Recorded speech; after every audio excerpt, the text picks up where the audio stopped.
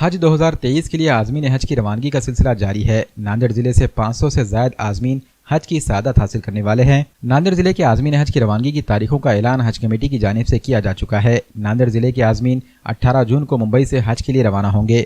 عازمین کو روانگی سے قبل ممبئی حج ہاؤس میں رپورٹنگ کے لیے پہنچنا لازمی قرار دیا گیا ہے۔ حج کمیٹی کی جانب سے ممبئی پہنچنے کا اعلان اچانک کیے جانے سے عازمین کو ریزرویشن کے لیے دشواریاں پیش آ رہی ہیں۔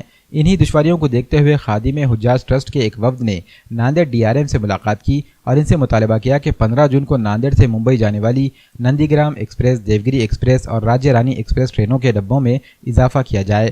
اس موقع پر خادم حجاز ٹرسٹ کے صدر عقیل احمد قنداری، محمد نوید، ایڈوکیٹ ندیم خان، سید محسن، شیخ معین، میر جاوید علی، بشیر احمد اور حیدر علی و دیگر موجود تھے۔